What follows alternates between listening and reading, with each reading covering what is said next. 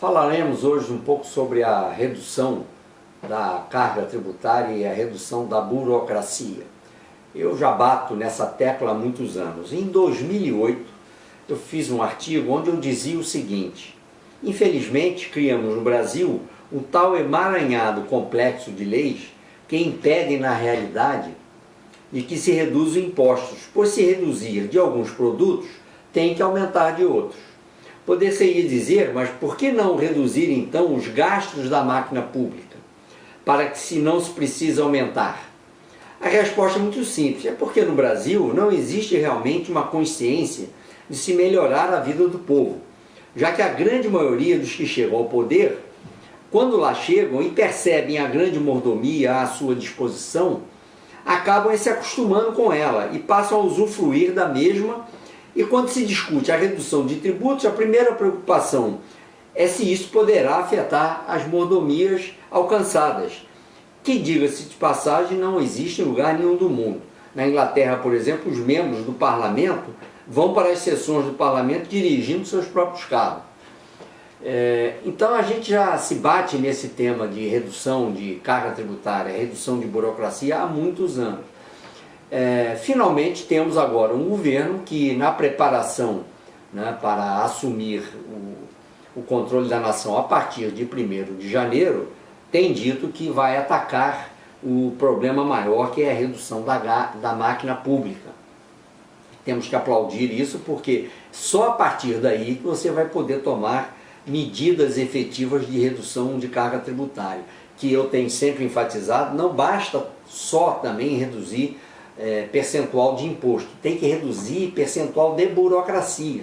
O país hoje é escravo da burocracia estatal. Nada se faz nesse país se não tivermos um burocrata que antes olha e assine, dizendo que está de acordo. Eu acho que a burocracia deve existir, mas tem que existir depois. Ela tem que auditar, tem que verificar, tem que conformar.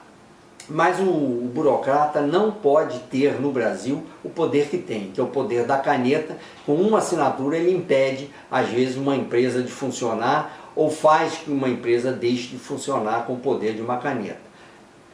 Vemos esse tipo de problema como vimos recentemente no Brasil, com um problema na carne, onde alguém lá se excedeu nas suas preocupações de burocrata, causou um tremendo prejuízo ao país e ficou tudo por isso mesmo. O Brasil teve o prejuízo, mas ninguém foi punido, ninguém foi admoestado. Então esse estado de coisas nós temos que mudar. Agora, eu gostaria de mencionar, quando eu falo de redução de burocracia, o que é que eu quero dizer com isso? Ora, nós temos no Brasil algumas coisas que são redundantes. Nós temos um sistema que todo mundo que transaciona com o exterior tem que preencher e enviar para as autoridades um negócio chamado Fiscoserv. Não faz sentido o Fiscoserv, porque você tem todas as operações que você tem que preencher por conta do Fiscoserv, você tem nos contratos de câmbio, que tanto a Receita Federal quanto o Banco Central tem cópia. Então é por aí que eu digo, por que que não se tira dali as informações que se necessita, ao invés de empurrar para cima do empresariado, das empresas como um todo, o trabalho de preparar essas informações. Só para corroborar também o que eu digo na parte de burocracia, nós temos 25 legislações de ICMS no Brasil. Agora imagine vocês uma empresa que opere no Brasil todo, o quanto ela precisa de gente, porque cada legislação é diferente da outra. Temos 5.570 municípios que legislam de maneira diferente sobre o ITBI, sobre o ISS. Então, esse tipo de batalha é que precisamos travar. Temos que consolidar isso, ter uma regra que vale para o país todo, e aí começar a partir daí. Vou mencionar para vocês um parecer normativo da COSIT, número 1, de 11 de outubro de 2018. Esse parecer de 35 folhas e aproximadamente 115 parágrafos, muito bem feito, ou seja, nós temos técnicos de altíssimo nível, Os técnicos da Receita Federal que o prepararam discorrem aqui sobre as normas de interpretação do conceito de exportação de serviços. Tudo isso por quê? Porque cada município, a nossa Constituição veio trazer uma norma que é a isenção de impostos na exportação de serviços. Só que é uma norma aberta, ela não definiu precisamente o que é exportação de serviços. Então hoje nós temos o fisco, os 5.570 fiscos municipais, ou fiscais dos 5.570 municípios, dando uma interpretação ao que é exportação de serviços.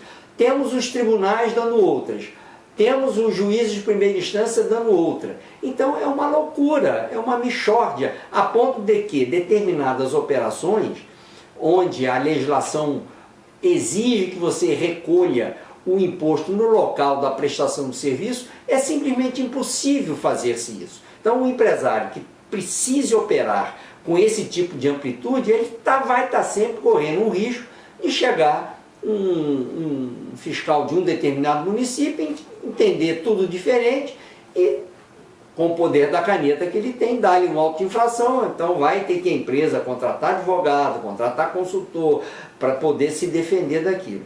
Então, o Brasil tem gente muito boa que pode desburocratizar esse país. O que faltou, e que eu acho que faltou até agora, espero que não falte daqui para frente, é decisão política de desburocratizar o país. O país tem conhecimento, tem gente muito bem preparada, o que não tem é vontade política de desburocratizar. Porque quando desburocratiza, perde-se o poder da caneta.